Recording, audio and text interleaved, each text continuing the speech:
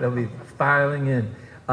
So we're here to talk about building new economic systems. And so if this is the session where you thought we were going to analyze the problem, we're not doing that. We're done with that. We're on to what are we building and how.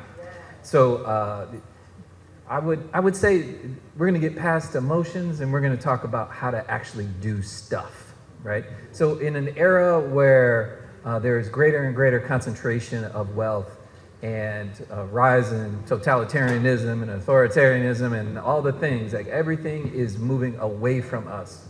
What we're going to talk about is building an economy where we are protagonists in this new future. So what can we build out of the ashes of this economic system that is eating itself by design? So now it's our turn. And this panel, we're going to talk about something called infrastructure. And it ain't sexy, but it's necessary, because without infrastructure, everything that we're doing is a pilot program, and we're past that.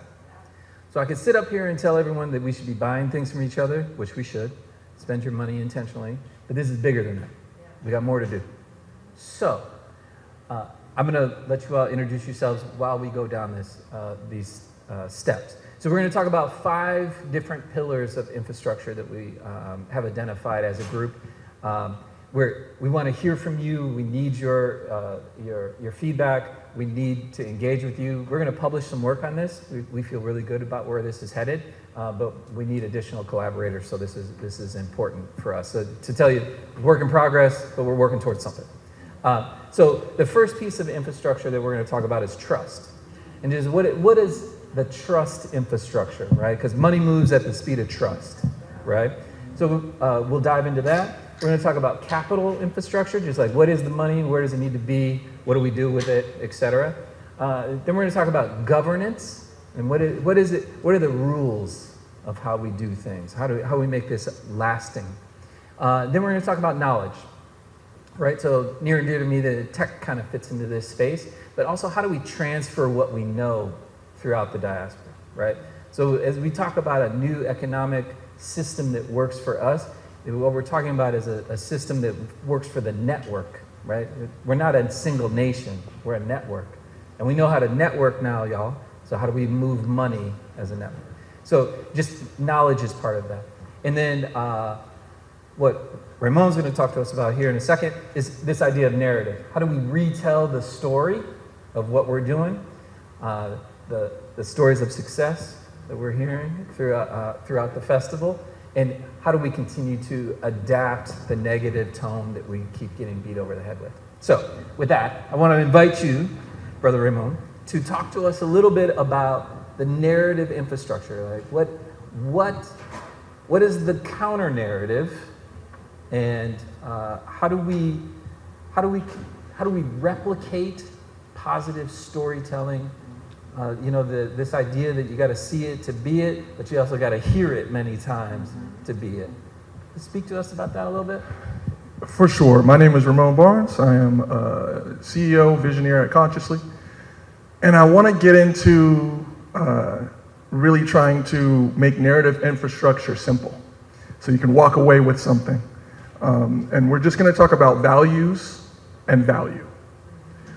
So add an S to the first one, and we're good. But I think what's most important to remember here is that in order to get the money, in order to get the products, the services, everyone needs to hear from you in order to make these things happen. Communication, as we all know, is key. And what we have been researching and doing as a company for years and working with clients is really trying to make sure we codify, how do we make sure trust stays strong from the time of inception of the idea and the thing to the time it gets communicated to someone, and then even beyond to the time someone communicates that thing to the people they want to talk to. And how do you make sure there's a through line there? How do you make sure that happens in a way where trust stays intact? And the key here we found is tying values to value. What does that mean? It means when we talk about purpose, when we talk about the things we believe wholeheartedly as a company, as a culture, what we're doing is not thinking aspirationally. The concept we usually use with companies when we're doing these things is we go in and we tell them, when you're coming up with values, when you're talking about your values and you're trying to make this about culture, this is not what would Jesus do. That is not what we're doing. This is what most people do. They make it into a language exercise where we come up with some great fancy words and they write them down. What we want is to codify the things we already do, the ways in which we show up under stress. And then tie that to our value and the value that we have and we want to show up and the ways we want to show up in the world. I'm going to share some examples of people who do this. But I want to start with a great example because I know some of you were in this last session and you know what IAT is now at this point. And obviously I was not planning to do this because I just learned about this in the last session, but they're a great example of tying your values to your value. What they talked about was how they started in co-creation. They talked about the ways in which they built their company. They built the infrastructure of the company itself to reinforce value. What's one of the first bad narratives you've heard about helping Haiti? I don't know where my money's gonna go. Whether or not that is true, it is a narrative. In order to combat that narrative, you do not need narrative to show how you're going to provide value and the structures on which that value sits. What if you had an endowment so that we know the money is going to be there long term? And more importantly, if I see some good people up here on stage looking good and talking well, how do I know that that endowment money is not going towards their clothes besides the fact that they told me it wasn't? They also give a call to action that says, if you want to invest in the endowment, do this. If you want to invest in our org, do this. How many times have you even heard that? I've never heard it once. This is a great example of tying your values, the ways you want to show up in the world, the ways in which your people believe in you, and the ways you need the world to believe in you, and making it so that the services you offer, the products you have, are a direct result of those values. This is not about doing the exercise of purpose, the exercise of writing things down. Codifying it is just the way you make sure you can communicate it. That's it. I'll share some other examples. One of them is Partake. Partake is a cookie company. Black woman owned, because that's usually a theme when we talk about innovation. So they are a cookie company who was born from a woman who got tired of not being able to find particularly baked goods that did not affect her allergies, her kids' allergies, her people, the ways in which they needed to eat. They could not find cookies to eat, is the bottom line. Through this, she raised funds. She started a company that really helps folks out in the world who need to have opportunities to eat sweets and whatnot in a way that's good with their bodies, to partake on purpose, right? This is a very intentional thing, to partake of the goodies, of the sweets. But she didn't stop there. She was also one of the first Black women to publicly raise $1 million, an investment fund. How did she do that? Because her infrastructure took into account everyone in her value chain was someone who was nut-free. Everyone in her value chain was taken into account as she built the product out, which then got the attention of folks like Jay-Z and Rihanna. These were some of her first investors that got her to that 1 million. But she did not stop there in regards to how do we continue to help others partake. Let's go to the HBCUs. This is what she did. She made a pipeline that comes straight from HBCUs that helps other people, specifically Black folks, young Black folks, to get into the CPG industry. Her, as the first Black woman to raise $1 million in the CPG industry, has made a pipeline. And you all talked about this. I loved your presentation, by the way, which is why I'm referencing it so often. When you build a pipeline and you build infrastructure all the way through, meaning she has both the manufacturing, she has the product, she has a distribution, and now she has a talent pipeline. But she's obviously not building it just for her. This engenders trust. This is literally trust infrastructure. And as you can see, this is not rocket science. Your communities, my community, our communities, the diaspora, has been operating in these ways for many, many years. I'll end with, I could share many more, but I want to make sure we move on here. I'll share my grandfather's story instead of one of these. And I share it because my grandfather owned a gas station. He was an entrepreneur. And often, Mrs. Russell's son would come to the gas station. He was, a rabble-rouser. Why am I using rabble-rouser? I didn't want to say anything more than that. But it was hard for him to get a gig. He knew we could get a gig at the Barnes gas station. There was a family where they knew their dad was going to an interview. He was short on gas. He came through to get gas. Why did he do these things? Was it because of purpose? Was it our communities know how to engender trust in order to build the community? It's just something we do. A lot of the folks on this stage are B Corps. We're very familiar with that community, and we look at that as a way to codify our values and show the world that we have these values. But we know that our communities have been living in these ways for many, many years. So when we talk about trust infrastructure, a lot of times really what we're talking about is taking the values our communities hold, codifying them into governance, and then giving it back to the world as trust infrastructure. I love that. I love that.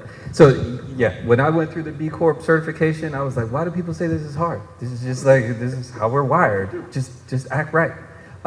So Sharon, please. So we want to talk more about trust. And if you can, speak on how active governance can help us circulate the dollar, right? And how the dollar makes it to us. And so, because this thread of trust is going to keep coming up, but I want to make sure that the dollar stays amongst us as much as we can. So, speak on that a little bit. The capital flows. I want to do an exercise with the group if we stay on time, and we can talk about how to build a capital system with the group, if you don't mind. Thanks. So I'll talk about trust and capital flow. I think I'll use this. I'm horrible at using this thing. Capital flow. I think for so long we've been focused on getting capital into our communities and not the flow. The capital is there. Again, your presentation was great, and it's going to be referenced here and probably throughout. It was an amazing presentation. How many of you know about Tulsa? How many of you know that the Tulsa economic engine was built on an insurance model? So the insurance model, one, used trust as a base. People would invest in policies, insurance policy, life insurance policies or death insurance policies, and those only needed to be paid out in the event of, in one of those events, but that money was held there, but it was circulated in the community through businesses buying land. So Tulsa is just one of the many examples that this happened in Atlanta. Alonzo Hurden, he built Atlanta Life and Trust, and with that he owned a bathhouse and a barbershop in Atlanta on Auburn Avenue. It was one of the wealthiest Black communities in Atlanta. There is also American Beach in Fernandina, Florida, who it's Janetta Cole. I don't know if a lot of you are familiar with Janetta Cole. She was one of the presidents of Spelman, probably will go down as the greatest president of Spelman College, but it was her grandfather who purchased, He used insurance as a basis, but he purchased 120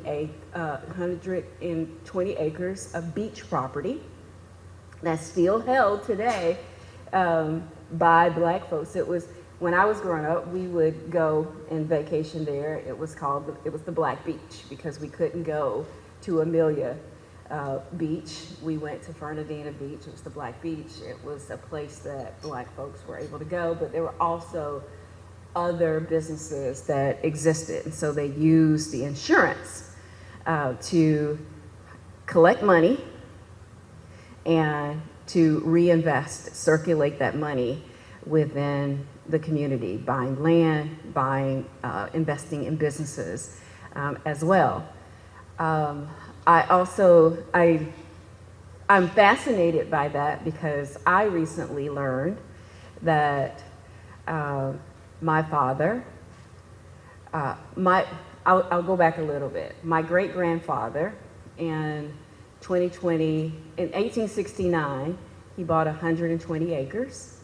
So a few years out of enslavement, he bought 120 acres. And my grandfather in the 20s bought 1,700 acres. He also owned a gas station, a fleet of tractors that he would lease out to other Black farmers as well. And then my grandfather got in debt, he got sick, and my father, to save the land, he was able to borrow money from an insurance company. And he was able to do that because there was also someone else in the community that said that my dad and my grandfather had built up this trust within the community. They knew that if they said something, they were able to do it. And so my father was able to not only preserve the 1,700 acres, he was able to purchase an additional 1,000 acres. And that was built on insurance as well as the trust that was built in that he had. And these insurance companies were able to exist because the trust was already there. It was relationships that they had from being a part of fraternal organizations, being a part of churches as well. And so trust allows for capital to be able to flow. And the model that you two provided reminded me a lot of those insurance models where money comes in, we hold it, and we leverage interest that we are getting from that in order to invest back into our communities. And so I think we should think about, instead of getting these investments in, what is the money and the capital that is there, that's being held, and how do we get people to release it and so that it can flow throughout our communities. I love that. And thank you for reminding us about the Black farmer. That's important. I'm Gen 4. We also have Gen 5 and 6. That's a part of our family business as well. So you need to buy hemp oil from Sharon's family and cattle. And cattle. Get your cow. Get your cow. Yeah. Okay, Jorge. So I know I was going to ask you about governance, and I want you to speak on this. But if you could take a stab at this knowledge infrastructure as well. I know I've thrown an audible at you, but if you could speak a little bit to, again, how do we keep the dollar circulating? We're all spending. Consumer spending is a thing. Sure. How does it stay, right? And some of the examples that I know you have around what's happened here on island, and then just how do the lessons learned, whether they be good or bad, transfer throughout the diaspora and the knowledge infrastructure? I'll do my best. My name is Jorge Fontanez. I am of the Puerto Rican diaspora, and it's always a pleasure to be back in El Borinquen, which is the original Taino name for Puerto Rico before it was colonized again by the U.S. And so I start there because my context and my lived experience is important. I grew up in Philadelphia. and lived in New York for 25 years, and I've had real privilege to navigate PWI institutions, and most recently leading B-Lab US and Canada. For those of you that may or may not, how many of you do know B Corps, B Corporation? So a few of you. So B-Lab is the nonprofit behind B Corporation, so I might reference that a little bit with respect to knowledge. And because you threw it at me just now, I'm going to stick to the examples that I think are going to be the most relevant, because one of the areas that I'm studying right now, so I'm a free agent at the moment, let me just say that, which means I get to do some live research, and a lot of the work and energy that I'm spending today is looking at this current industrial revolution that is in front of us, which is AI. And a lot of conversations around AI are centered on the software and how algorithms do or do not benefit us, and how potentially there's a real existential threat to humanity about that. I'm not writing about that. My research is actually on the hardware side. I'm looking at the infrastructure. I'm asking, when community, climate, and capital converge, how does that change the calculus for the economy that we currently operate within and the one that's being created right now? And so, just to use that as the thread for knowledge, one of the gaps that I have come across in my research is that there are layers of expertise that most communities, and especially our communities, don't have. It's the legal expertise, the environmental assessment knowledge, the understanding of how AI's physical footprint and demand on energy affects our public health, our water systems, and then we're not even talking about the economic knowledge. How do we negotiate for our communities? I've spent my career at the intersection of business and society, and so part of this conversation is about, like, how do we upend the system that exists that is also crumbling before us. A lot of the question that I've been asking for the greater part of 25 years is, how do I change the system from within it? I will be honest, I'm not so sure we can do that anymore. However, I do feel as though that there is a window of opportunity right now, especially in the US context, but this is happening globally as AI developers scale in such a way that there's a lack of transparency with regards to whose site is that being built in my backyard. That includes non-disclosure agreements that keep that information from us. So when we're talking about, like, knowledge infrastructure, this is critical to our ability, I believe, to participate in this new industrial revolution.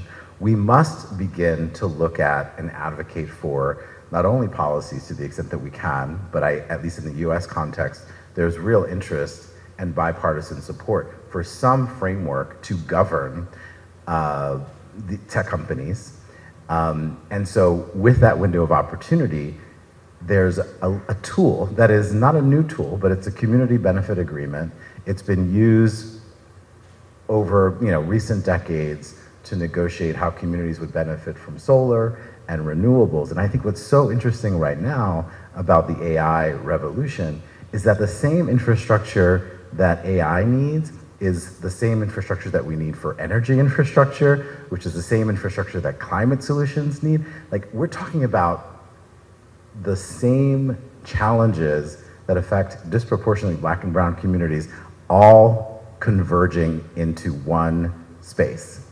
And if there were any moment where we need to not really educate ourselves, but demand for there to be more transparency in the development and deployment of AI, it would be right now.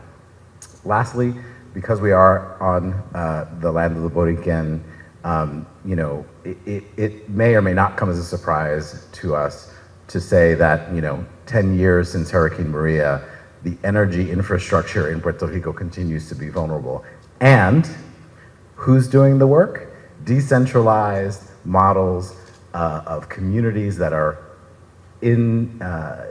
implementing solar panel infrastructure into over 200,000 homes. In so much as they are building that infrastructure, they are also feeding back into the grid. The solutions exist. The question is, how do we get the capital to flow to where the solutions are today?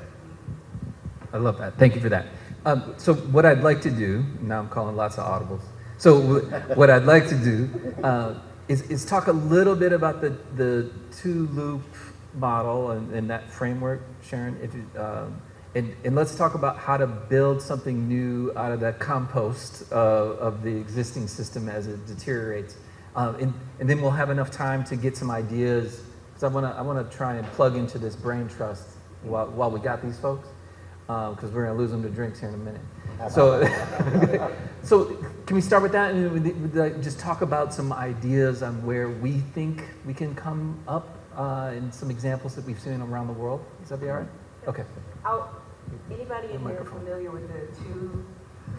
Well, it's going to be hard because you kind of need it to. Anybody familiar with the two-loop theory? Two-loop theory is around systems change, and so it basically explains like every system goes through here's the incline, they reach their peak, and they start to decline.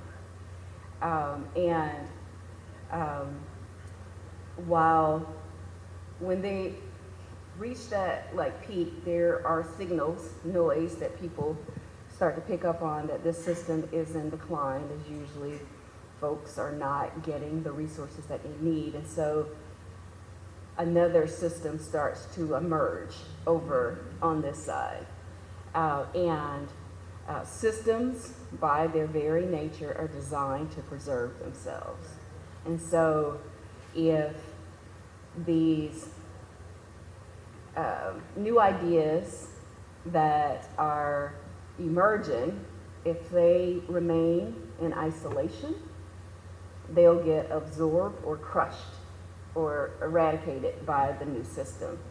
But if they start to recognize and understand their interdependence and work with each other, that this is a new idea and how do we support, and support goes into that, a new system starts to emerge.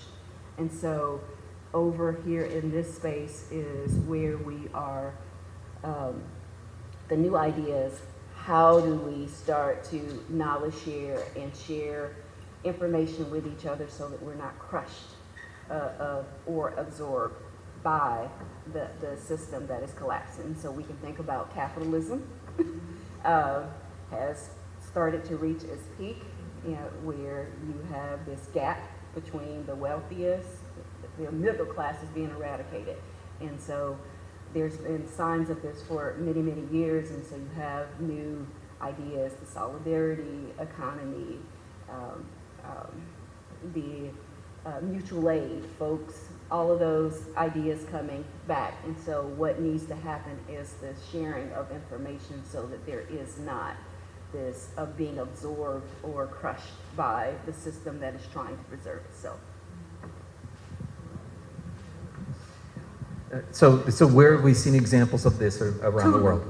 Two loops. So I was trying to show you two loops. So you get a loop here, and another one starts to emerge. I think what I'm going to add to this is as the when we talk about how to preserve, as the folks from the system up here start to trickle down to a new system. There was a session earlier where an anthropologist was talking about all the different ways in which technology is present.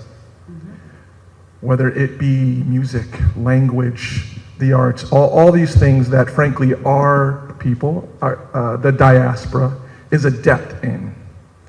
So whether we talk about, I was at another festival where the musicians with the Afrofuturism Festival was talking about what if we had codified the rhythms, African rhythms. Think about that. If we made money every time a new trap beat was made, because that is a technology that is born and goes all the way through our lineage. We know this is not arguable, right? These are very easy things to trace for us. Language is the same way for us. When we talk about trust and we say something to the effect, yes, we can say trust infrastructure. Someone from where I'm from might say, they are not keeping it 100. Someone from where someone else is from might say it another way. There are many different ways in which our language is present in the world. And I think this is another technology we hold that we can bring to the new systems as we talk about transferring knowledge. Just keeping our cultures alive is the technology, is the way, because most of how we do business, the ways in which we interact, the ways in which we produce new things, is usually born from our culture. And we know now, through science, although our people have told us this for years, when they do a new science study to tell me what my people have been telling me for years, I just don't have a lot of tolerance for it.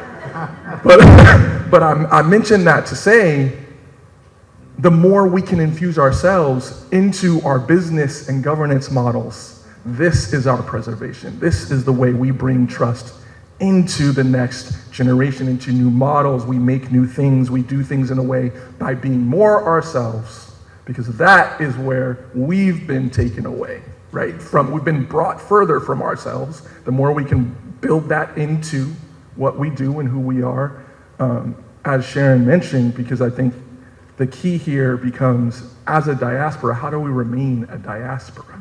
How do we stay intact, but recognize that we are different and bring that together, to move forward? I just wanted to, add to that. One of the things, I'm building a company called Sankofa Enterprises, and it's centered around looking at going back to our past, our Africanness, and understanding economic models and systems that predate colonialism, that predate capitalism. Commerce has existed forever. And so what are those economic models that we can learn from and integrate into how we build business? And some of the values that I was reading about as it relates to capitalism is individualism, survival of the fittest, competition, accumulation, and dominion over nature. So the things that are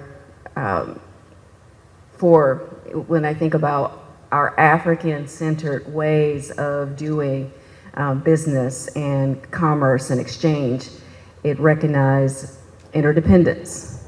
So mutual aid, collective risk pooling, opportunity for all. In the example of the insurance, they built coverage and credit for the people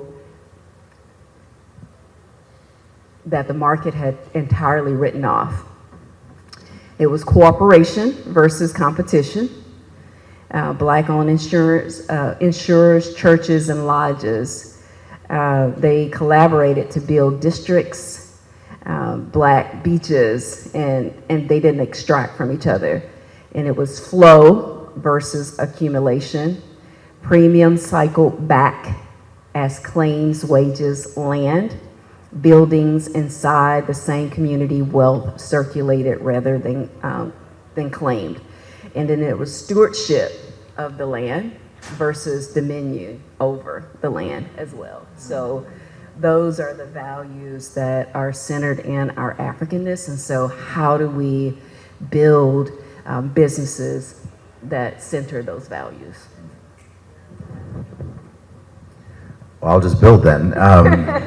Because one of the conversations we were having up to now is like, what is crucial to create something in our own image is to ensure that what we're creating is grounded in the values that matter to us. And so then the question we started to ask ourselves, well, then how do you enshrine values, right? Like for those of us that are in marketing and in narrative work, we talk about vision, mission, values, right? And that often guides the way a company operates. But I will bring up one example, which is a legal example of what I do think is special about the B Corp movement, which I had the privilege to lead for 4 years, which is a really important distinction for us to kind of think about a couple things. One is the first decade of the work of B Corps was really creating a set of standards that would try and differentiate, better business practice from the average company. But that was a performance standard. And for anyone who's kind of thinking about standards, it's really about continuous improvement, and it's a measure through which someone other than yourself confirms that what you are doing is in fact what you're doing, right? And that's not for everyone, because it does take resources and energy and time and money to complete that process. The second sort of era of the work was around what's called the Public Benefit Corporation. And what's interesting to me about the Public Benefit Corporation, one, you can become one without being a B Corp, but you can't be a B Corp without being a Public Benefit Corporation or some equivalent.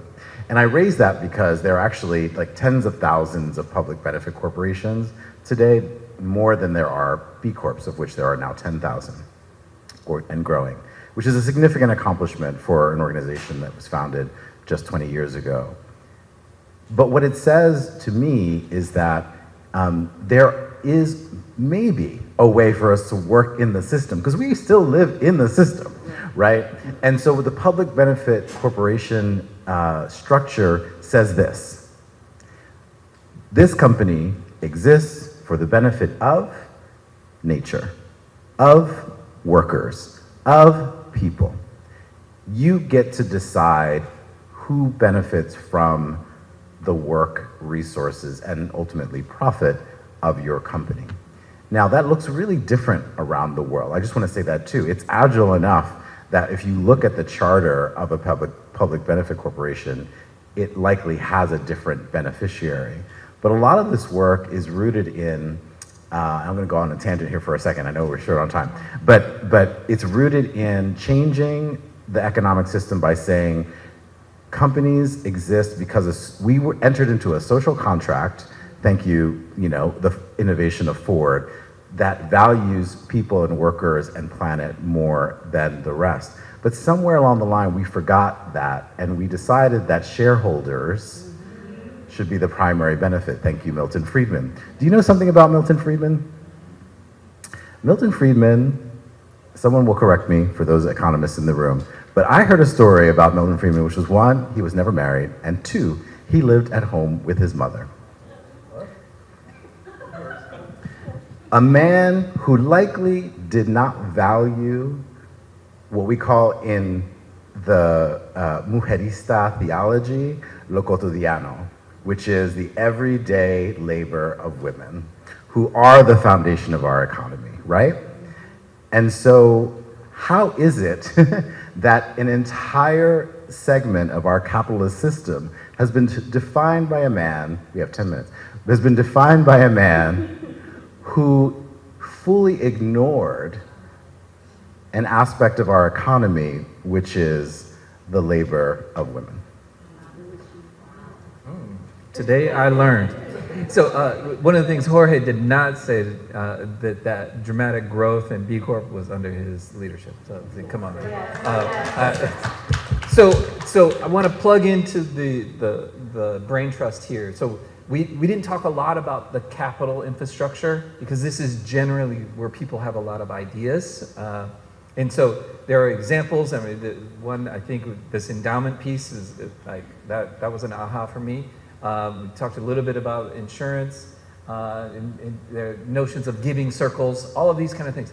What other examples do you all have on how to garner dollars and move dollars? Income producing assets. Okay. What else you got? There's a money guy in the house. I see you. You know I'm looking at you. I think the insurance is a valuable piece that is oftentimes overlooked. There's some tax benefits there that the first row and all those type of things. So it's a nice tool that we use. Okay. Insurance, tax plays. What else? I'm going to add intellectual property, copyright, royalties, passive income. All this. Okay. What else we got? Okay, when it comes to you over drinks, get at me. Because like I said, we are actively working on this. Right? We're going to build out on these frameworks so that we can spark a bigger conversation. What questions do you have for us? I have a question about cooperative organizations. How that fits. What do you mean by cooperative organization? Cooperative organizations that are owned by the people for the people. I'm exploring that at Sankofa as well. So Sankofa, I have a long career in technology with like Kobie. And so a large part of what we will do will be building tech-enabled solutions. Everybody's like boycott, but we need alternatives to that. And so it'll be about building those alternatives. So we'll be building technology that are love-centered, and at the same time, we'll be training technologists to build in a love-centered way, and that's within community with care. And so we're going to also explore what does community ownership of a technology platform actually look like. We see what happens with the tech oligarch. We have examples of that. And so what would it look like for a tech company where the idea originated from within the community and is owned not by a single person, but by the community? What would that actually look like for those individuals who are being trained? They will typically be early career, someone coming out of college or who've gone through a boot camp and they are struggling to get employment. They could come and work. They would be paid a wage, but they could also invest some of those wages back into the ownership of the tools and technologies that they are actually building. So exploring that, a pilot of that will take place, will start in September. So I was recently in Boston and doing some research with the Community Land Trust there and the Ujima project there, which has funded some of these co-ops. And so they put together a grocery store, which is farmer co-op, essentially. Employed a lot of people. They got the Community Land Trust gave them the land itself. The banks all wanted to be a part of building this building. So they basically have a Whole Foods. Right? It's amazing. But what has happened, and this is the cautionary tale, is that the people of the neighborhood stopped shopping there. And so, yeah, I mean, it's a travesty. So like at the end of the day, it's still about consumer spending. And what we are up against, all of us that have businesses, whether it's products or services, our biggest competitor is convenience.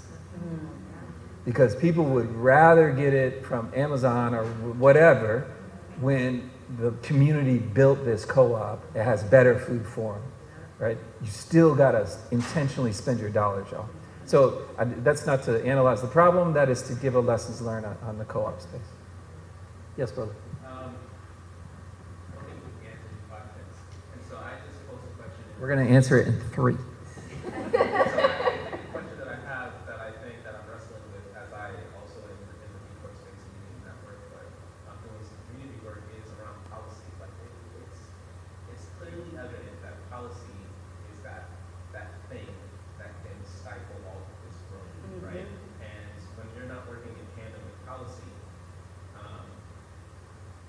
Start to see it crumble right before your eyes because it can only reach so far. And so like when we even think from a Federal Reserve perspective of like something being backed by something like gold or silver or mineral, right? When we think of these regenerative systems, it's how are we ensuring whatever we're creating and what's that backing, right? And that backing for me is natural.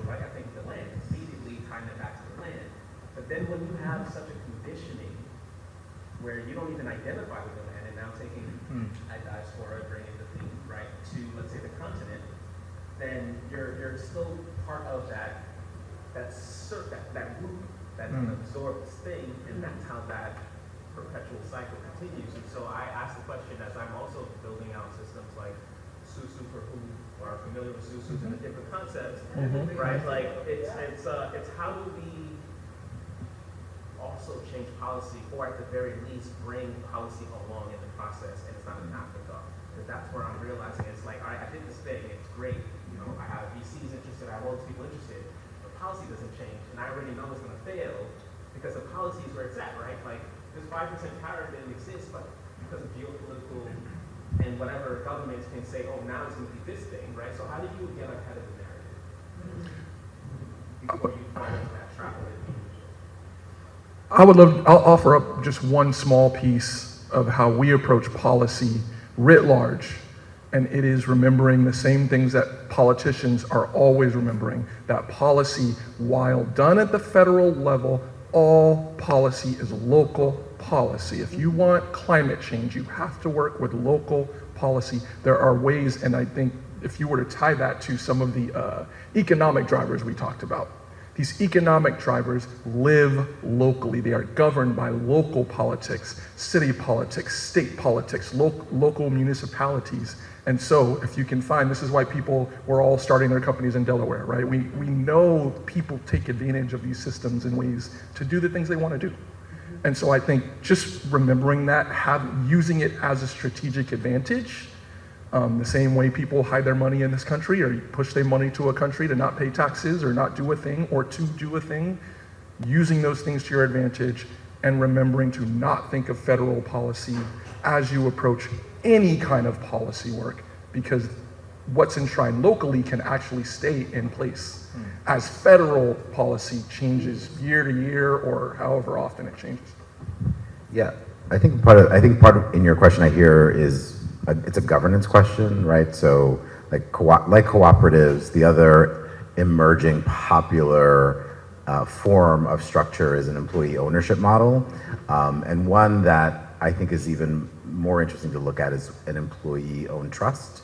And we've talked about trust a lot. You know, I've heard it a lot today, and it's an interesting thing to think about how we can use policy to rebuild trust. And so, you know, a cooperative, when I think about it, it's a governance tool, right, that creates the ability for workers or communities to participate in the decision-making of that organization. A trust model, as you all are building for IET,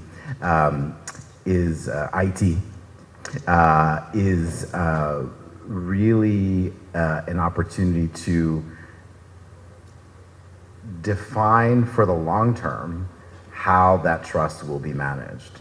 And I say that because one of the other dynamics we see happen within our communities, you know, we haven't touched on the entrepreneur and the face of the entrepreneur, but we know that entrepreneurship creates jobs.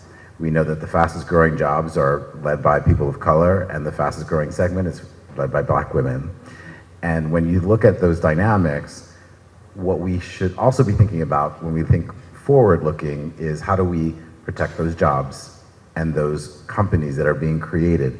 Who inherits that job, the benefits of that company to the local economy, and how do we ensure that a private equity company doesn't come in and extract, right? So a trust is one way in which to protect that. I think there's one thing I do want to add is that the generations to come or behind us we're out of time, but to engage them in this process as well. That's part of that knowledge, like not only knowledge as infrastructure, but knowledge sharing is important to do that. You know, for my family's business enterprise, we have Gen 5 and Gen 6 who are co-leaders with Gen 4. So they are going to be taking it on. So we allow them to help think about what comes next. What is the business? What are the markets for next? What do you want to do? And they're leading in partnership with us. We're not waiting to turn it over to them. They're doing it now. Yeah, and I think we all got to get comfortable with the young people because the diaspora writ large is very young. So we do have policy people here, brother. So like we'll make connections. I'm looking at you, Lynette. Thank you very much, everyone, and join me in thanking this panel of luminaries. We want to thank Kobie for making this happen. Invited us. Spend your money with intention, y'all.